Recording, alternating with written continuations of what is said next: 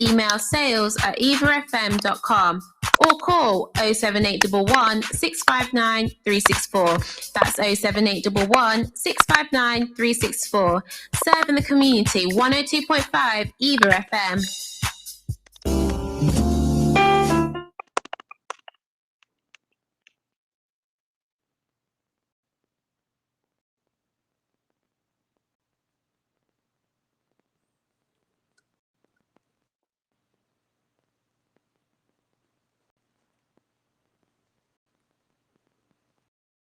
Okay, hi everyone. Today we have a live show today, and this live show we have got a special guest in the studio, right, Hashim? We always love having special guests in the studio, and this special guest, we have got a live video link with our elected member of the Police Crime Commissioner. He is the Police Crime Commissioner for Leicestershire, and he goes by the name of Rupert Matthews, and I'm going to bring him live on air. Hi Rupert, can you hear us?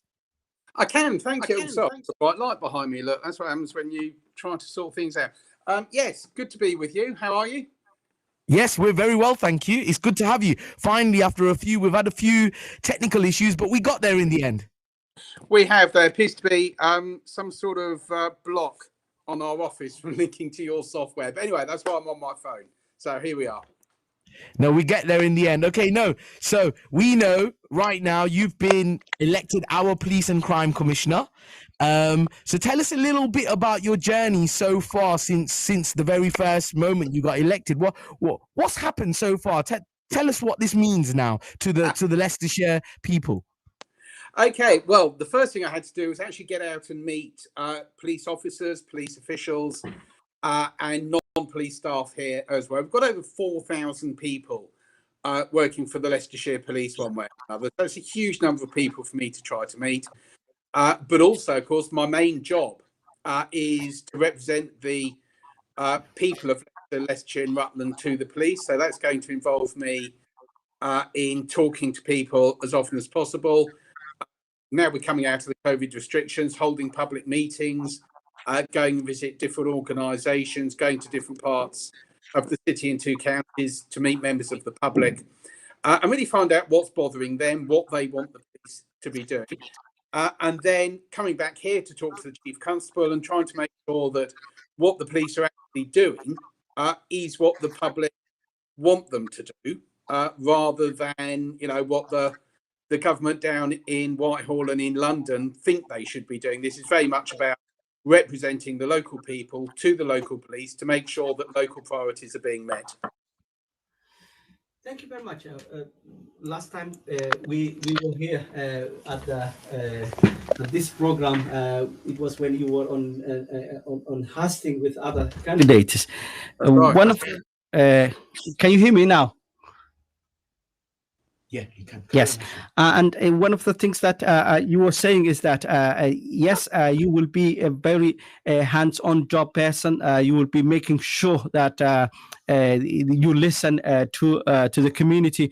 But still, when I was coming today, I try always to talk to the community. There are people who are still don't understand this role because it has been recent, only 9 years now. The police crime commissioners come about. Can you explain a little bit what it is that the role involves? Okay. Well, the police and crime commissioner does various things. So essentially, if we take the police bit first, what the police and crime commission does, he sets the budget for the police. So he decides how much money the police are going to have, what they're allowed to spend that on. So how much of the money they spend, let's say, on buying new police cars, how much they spend on their radio equipment, how much is spent on training police officers, how much is spent on wages for police officers, and so on. So that's a really big part of the job and a very time-consuming part of the job.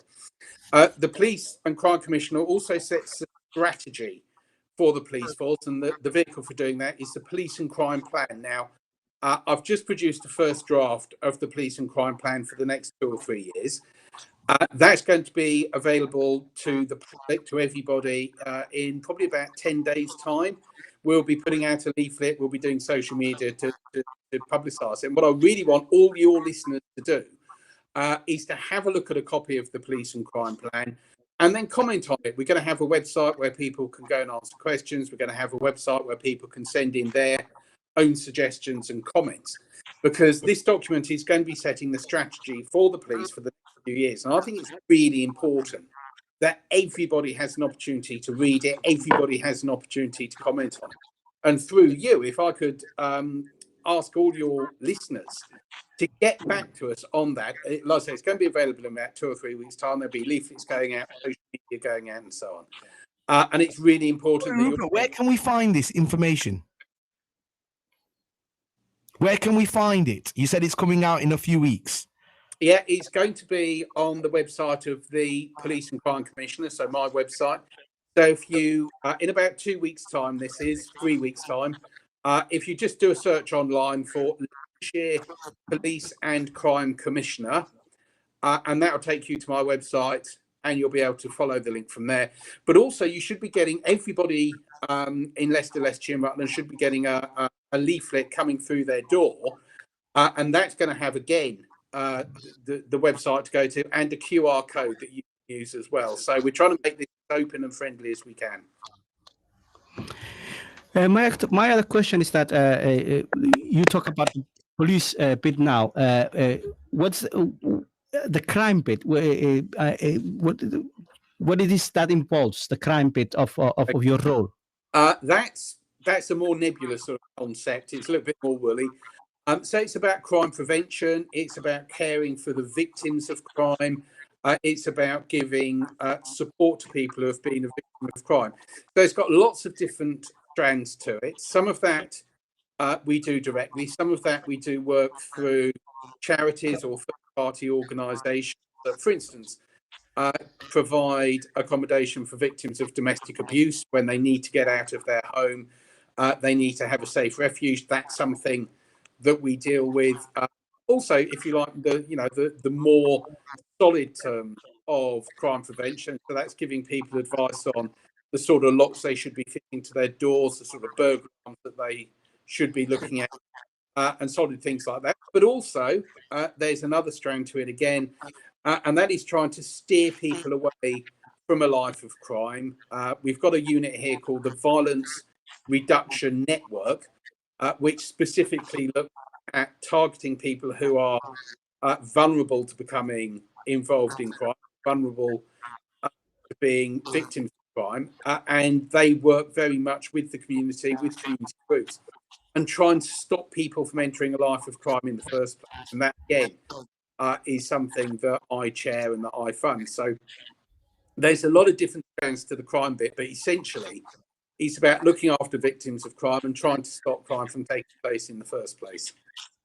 Thank you very much. I was interested in the last bit you were saying about the vulnerable people who might be going into crimes, or and this group that Vijay and I work together with are the youth. Youth mostly are not only the victim of crime, but also they can become sometimes, if they're not being guided well, because of the situation that they're in inner city areas. What kind of ways your office and the network reduction team, as you put it, help these groups? Because what we have here is that we train young people, vocational training, making sure that whatever they lack, whether it is music, whether it is becoming a radio presenters, things like that, so that we try and that's one way for us in this radio to make sure we do our bit for the community. Yeah, absolutely. Well, you put your finger right on it. That's a big part of the work that we looked at.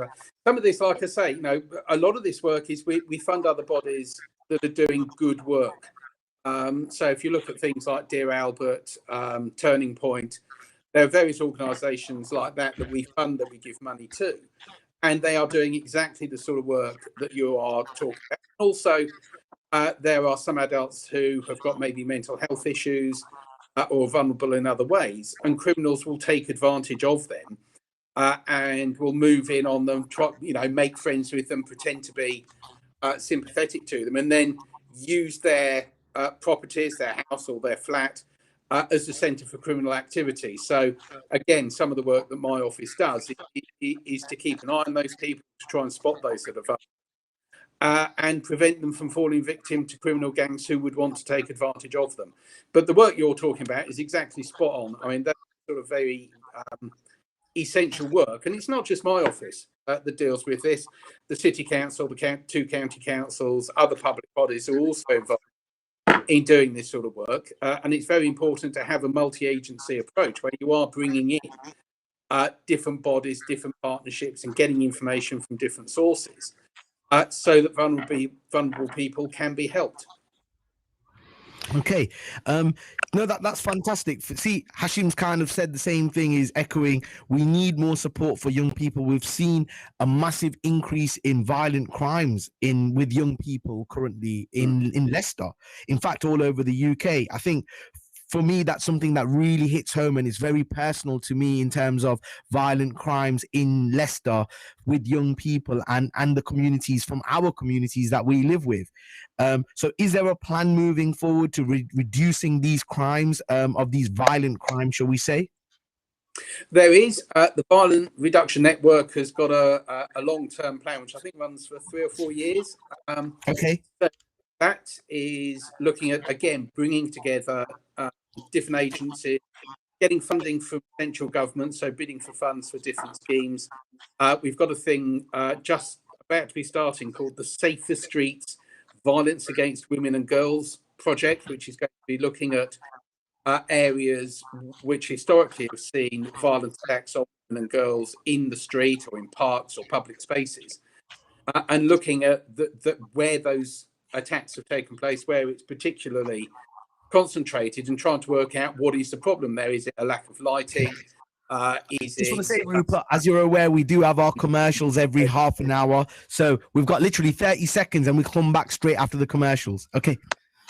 So go for it. Talk for 30 seconds if you'd like, Okay, well, there's lots that we do. I think the most important thing is to try and establish really good positive relationships between the police and all sectors of the community. That is something that I'm determined to do. I want the police uniform to be familiar in our communities and to be seen as a force for good. And if I leave office in 3 years' time, or if I get re-elected in 7 years' time, that is the number one thing I want to achieve, is to improve relations between the public. We'll be back straight after these commercials. See you all soon. EAVA, sharing the richness of cultures. This is EAVA FM. Top 3 Entertainment presents Bollywood Dinner and Dance on Saturday, 18th September 2021. Ramgarhia Centre, Leicester. Show starts at 8 p.m. Live music by Music Lovers International, Rajesh, Sharon and Mukesh, plus DJ Nicholas, with a full 3-course buffet dinner. Tickets £20 per person, plus £10 children under 5s. This event is sponsored by Serene Holidays. For more info and tickets, call Rohit on 07776 801 744. That's 07776 801 744. Top 3 Entertainment presents Leicester's Bollywood Dinner and Dance on Saturday, 18th September 2021. Boom! This is Orisha song. And you're listening to EAVA FM. Hey, We there. Aki and saltfish, roast yam there. Hot gal in the party. Enough gal there. pack your bags. And come Orisha sound there. EAVA FM. EAVA FM. When you have your friends and you can't trust them, and so you know you have to make adjustment. Because you can't live in a suspense, so you find a solution for the problem. Cut off every dirty heart. If them a fake friend, even no need them. And we see it clear, say them a pretend. Oh, EAVA FM, cut off every dirty heart. Bubble bats a full flight ends out. EAVA FM. We've come a long way in the fight against COVID-19. Millions of us are now protected by the vaccine and are less likely to become seriously ill or go to hospital. But even if you've been vaccinated, you can still get COVID-19 and you can still pass it on. So let's remember, meet outside if you can and let fresh air in when you're inside. Wear a face covering in crowded places. Check in when you're heading out and do keep testing regularly. Let's keep life moving. Find out more at gov.uk/coronavirus. English, Hindi, Punjabi, Urdu, Chinese, South African, Sri Lankan, Polish, Somali, French, West African, Arabic, Swahili, the voice of Leicester. This is EAVA FM. EAVA FM is a multilingual radio station serving the diverse communities of Leicester on 102.5 FM. For advertising and sponsorship, email sales@eavafm.com or call 07811 659 364. That's 07811 659 364. Serving the community, 102.5 EAVA FM. Thank you very much. We are back again after those commercials. This is EAVA FM 102.5. Today, this is the community show with me, Hashim Duale and VJ. And we have a special guest, Rupert Matthews, here today with us, and live link from his office. And before we went to the commercial, Rupert was talking about his way of making sure that he brings the community together and listens, and especially a reduction of violent crime. You wanted to add more on that point before we move on? I'm interested in your views, those of your listeners. I mean, I'm a politician. I can sit here and talk all day if you want me to. But we've only got about another, quarter of an hour or so. So I think, it's important to know what your listeners are thinking about, and indeed answer any questions you've got. Otherwise, I'll just sit here and talk. And you're No, because before we went to the commercial, you were having a thought, line thought. So I wanted to just to I also was reading the questions coming from the public, because this is an interactive way of making sure that public talk to us. One of the things that before you took the office, and there was difficulties in knife crime. Knife crimes is one of the ways that really make a scar on whole communities, and it's becoming a bit more frequent. What plans you have to reduce that awful crime, please?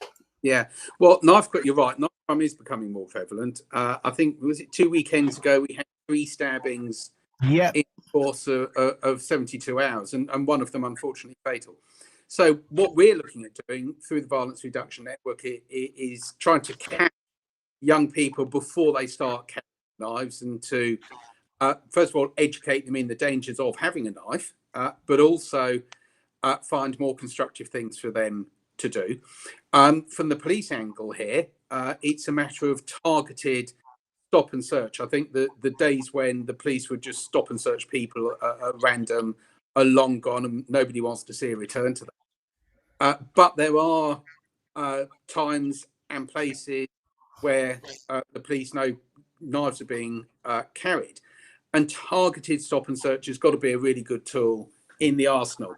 Another way to look at this is to do liaison with emergency services such as the NHS, and find out from them where are people with knife wounds coming from, what parts of our community, what times of day are knives being used in anger. And in that way, again, we can do properly targeted policing, which is going to deter knife crime and drive it down.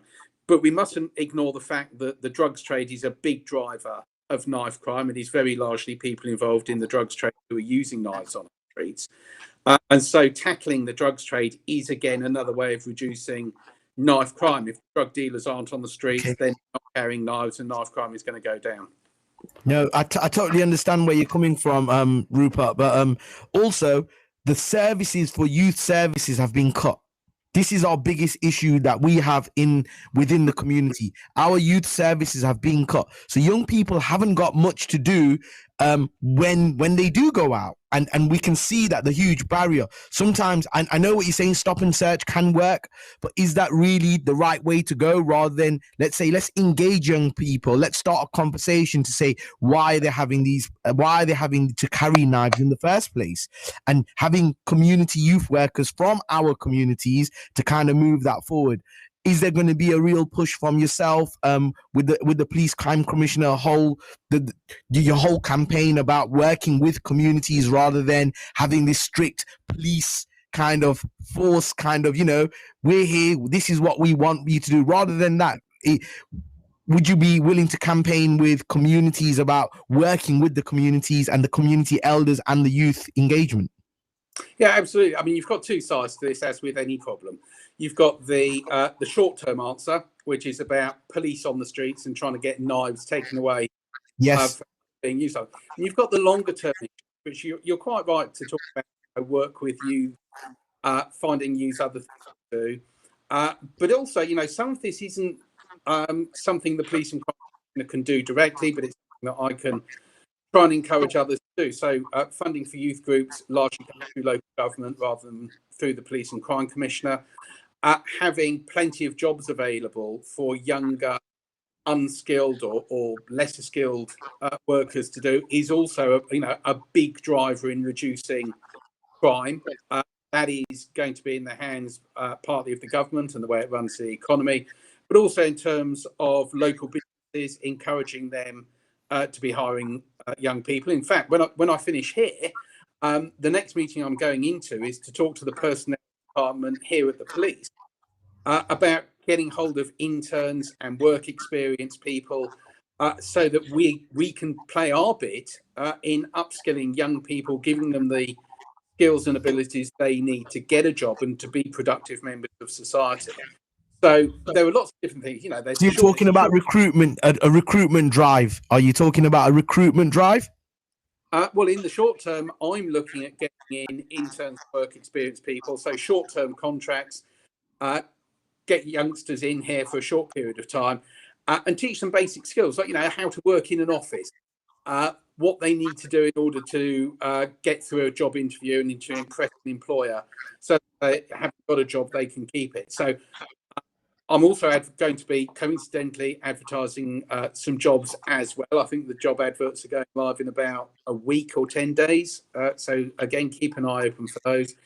But what I want to do and what I'm going to be encouraging other organisations to do, so local councils and so on, is to work more with young people, give them the tools that they need to be productive members of society, and then that's going to, in the longer term, drive down violent crime. But that's going to take some years of dedicated hard work. It's not going to pay off within the next 3 or 4 months. It's going to take years. And the sort of work you were talking about, you doing earlier, is a key part of it. But as you will, you've got to keep plugging away at it. This isn't something that I've PCC. But Rupert, also, I want to really say to you, is one of the biggest things that we find is the barrier between communities and the police. And I believe so, having a police crime commissioner, we're lucky at Leicester to have a police crime commissioner, and you could play a part in building the bridge against communities and the police. And I think that's something that we also should look at. Hashim, do you know what I'm saying? Because our community sometimes don't want to work with the police or don't want to. There may be jobs going, but are they going to take them jobs up? Are they going to take these internships up if they have this image of the police force not doing what they or having that image across? If that, do you know what I mean, Rupert? I do, and one of the things I'm very keen to do is to get the police working with young people. I want, just as a for instance, I want every school to have a police liaison officer who goes to the school on a regular basis to talk to students, show, and as you say, show the police uniform in a positive light, so that young people, as they're growing up, do see the police as being on their side and do see the police as being positive. And let's face it, they are. The police officers are out there to catch the bad guys. The police officers are out there to keep us all safe. But you need constant two-way communication between the police, between individuals and the public, between communities. You were talking about elders in communities as well. We've really got to build that up. We've got to make sure there's a good two-way communication. And in that way, we're going to get a positive image. And then, yes, I'm hoping that youngsters from all different sectors of the society, all different communities, are going to be coming here wanting to be interns, wanting to do work. Thank you very much. I'll move to another questions. Before you touched upon about the mental health people who might take advantage. There's a good question from our good friend Crit Mystery, who's a really champion on the mental health in South Asian community. He's asking the direct question to you, and he's saying, look, will the PCC work with smaller community organizations so that the stigma around the mental health, because the mental health now is coming more, and we were talking earlier with the team here in NHS about and the police is also coming into, because as you put it, some criminals are using people who have mental health issues to be their courier or to use their own properties, all that. So would you be willing to come out and work with these organizations who are dedicated their time with the mental health, addressing the stigma and also working with vulnerable people in the community? Well, the short answer is yes, I am. If I could appeal through you, if there's any organisation there that wants to cooperate with me and my office, just get in touch. Again, do a search online. You can get our email, you can get our phone number. Get in touch. I'd be delighted to visit, learn more about the work that your organisation does, and see how we can interact, because this is a big problem. Mental health is something I think increasingly is being recognised, that things are in the past. People would say, so-and-so's a little bit down, or so-and-so's having a bit of trouble. And now being recognised actually as specific mental health problems. And there is help out there, both through the health service and through the sort of local organisations you're talking about, to help people and to help them get past these problems. So it's an easy answer. Just get in touch. I'll come and see you. I will pass the details of that organization, and I will pass your details to Mr. One of the meetings that I was with the community earlier this month is that mothers were worried about undiagnostic mental health issues with the young people. Sometimes they've been vulnerable and went with the wrong crew, and they end up in the other side of the law. And when they were in prison, or the people who supposed to be looking after them understood that they had mental health issue, and now they're back in the community, but yet again they don't have the care they need from the health, from the police themselves, and they have. I cannot comment on the low side of it, but the very people who seen them in the prison, and the probation officers find out that these youngsters had mental health issue, undiagnostic one. So this is the dilemma that some the community members have. What can be done for those in those situations from point view of the police? Well, that's right. I think in the past this has been a real problem, that the police arrive at the scene of an incident and don't recognise the signs of mental illness straight away, and therefore treat somebody as being a criminal when perhaps there's a better route to take. That's why here at Leicestershire Police we've got a car which has got in it a mental health professional, and as soon as there's the slightest concern that the police arriving somewhere might be dealing with a mental health issue, that car is dispatched straight away, blue lights and everything, so it gets there quickly. And that means that we've got a mental health professional on the ground as quickly as possible to try and intervene before the criminal justice system sort of kicks into action and we get too far down the so I think you're absolutely right to highlight this. We are one of my important jobs the PCC does is to hold the police chief constable to account, to make sure the systems are working perfectly. The mental health vehicle, I think, is due up to be looked at, in a few months' time. I don't know exactly when. But it's a rolling programme. All these things are looked at. Mental health vehicle is a big help. But it could be that more needs to be done. But we need to look at that and find out the best way forward. So I think, like I say, you're right to highlight it, but it was more an issue in the past, but we're beginning to address it. Okay. We've had a listener contact us on our chat overlay. This is what he's put here. He's put, I am a cybersecurity graduate. I'm really interested in applying for some internships. So yes, Rupert, that's definitely there. There's people contacting us on a regular about these opportunities. But I just want to go back to a lot of the times when I'm out in the community, we're going back to reducing crime. I think that's a big thing that you've mentioned is part of your job role, and managing budgets. And we can clearly see Leicester being as diverse as it is. How are you going to reduce crimes? I keep going back to it. Community, breaking down the barrier and the stigma between the police and the way we communicate with communities, the way police are communicating with communities. Is there going to be some sort of way or a campaign that you guys can help put this together? Yes, is the easy answer. Again, I'm going to keep coming Police and Crime Plan because this is a key document which is going to be available to the public, and I do want all your listeners to comment. What is the release date of that again? The Police and Crime Plan is going to be available in about 2 or 3 weeks' time. Everyone will get a leaflet coming through their door telling them how to find a copy of it and how to comment on it, and please do. But coming back to the crime prevention bit, again, there are many different ways to deal with this. At its basic, there are police patrols which deter crime. We know that if police are patrolling an area, criminals are likely to be active. We know that the police out and about and keeping their eyes open can nip crime in the bud. They can arrest a criminal before a crime spree really gets underway. There is a hard side of crime prevention, so better lock, better personal security, and so on. But there is also the more long-term work, and that means intervening with people. But underlining all of this, none of this is going to work unless there is a really good relationship between the police and the public.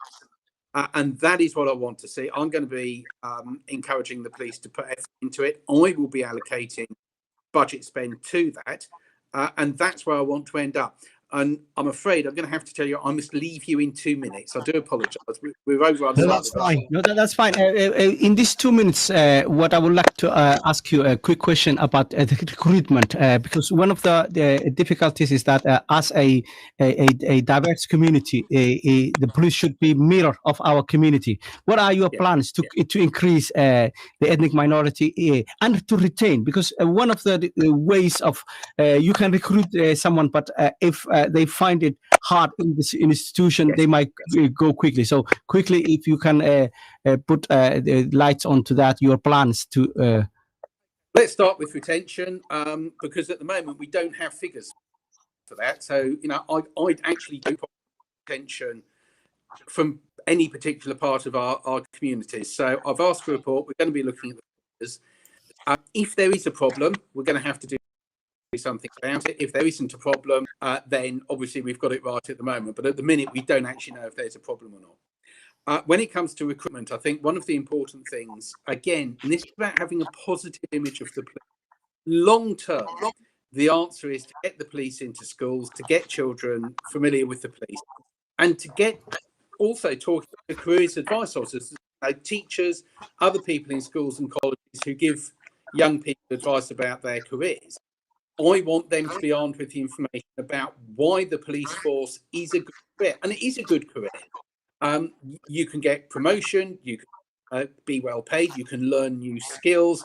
The police force is a great career. I want to get that message out there. But this is also, of course, about encouraging recruits to come from those parts of the community where the police don't traditionally get a lot of recruits. That's going to involve doing things like street stalls. That's going to involve things like getting out and talking to community leaders, making sure that everyone is aware that the police is a good career, and encourage people to come and join.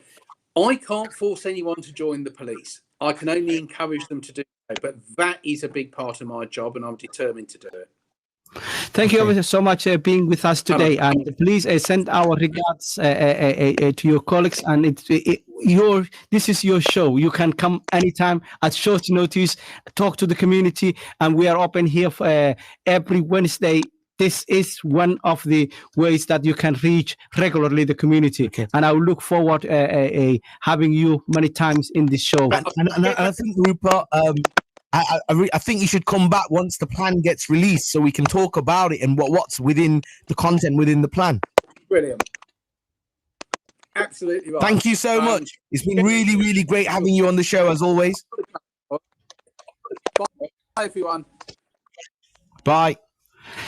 Thank you very much. Hashim, that was very, very kind of great to have him talk about that. And I know we are talking with the police and we've got to talk about these serious subjects. Indeed, and one of the ways of breaking the barriers, as you put it, is to bring the top people like the PCC to the community, so Absolutely. that they can through the radio they can ask as they were putting their questions direct and we were reading. These are the ways of making sure, and I think as a radio we play this vital role for the community, because it is not every day that you can meet a PCC but virtually meeting, trying to ask your own questions and hearing directly from him is the way that this station is working for the community. I would love to have a bit more time talking to the Police Crime Commissioner. I think we need to do a topic on recruitment.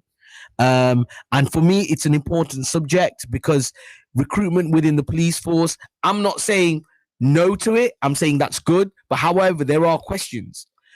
Questions surrounding the treatment of our community within the force. The barriers, the stigmas around this, and having these conversations. I think this is what I'd love to do a show within that. And I'm sure Hashim, me and you will speak to Rupert off air, and we can go a bit more into depth and having a bit more structured questions around this. Actually, I have a better idea. We can also invite directly the officers themselves who are responsible for the recruitment. You see, this show is about reaching out to those. To the police, and one of my future plans, and I'm sending directly because I know that he listens to this program to invite the Chief Constable Simon Cole here in the studio or via link. You see, this is evolving. Yes. We're doing all we can. I think we should have a Q&A with Simon Cole or Rob Nixon. Any of them, and have a live Q&A. And I think the community definitely deserves an opportunity to speak to our heads of our police force and really speak to them about any concerns they have, Hashim, because we know that even though as much as we know the police is needed in our community, there's a lot of questions.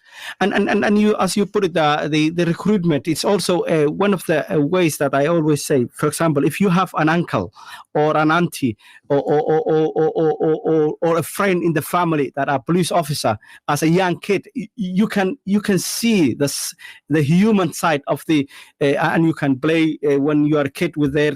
But if you are coming from a family where never ever any of you joined the police, how on earth you think that is another career? So kind of this mentoring thing that Rupert Matthew talked about going into the schools is good, but also it's good to come to the radios, and I'm sure that we will be inviting the recruitment team, the officers who are really out there to recruit more. Actually, I love talking with you live on air because you also give this perspective and I give a different perspective on what we're trying to say. So we're giving this side and this side, and we're weighing it really up. And I think it's fascinating that we can do this on your show. You know, the community lunchtime show. We're gonna switch off the stream and we're gonna let Hashim carry on.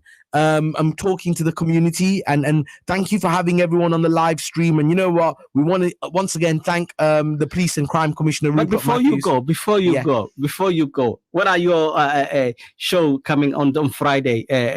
Tell us on air now. Okay, so on Friday, you see, that's unplanned question. Okay, I like to get you. So on Friday, I've got an interview on my show. It's on Friday evening, 9 till 11. I have a Grammy award-winning artist doing a live link from America.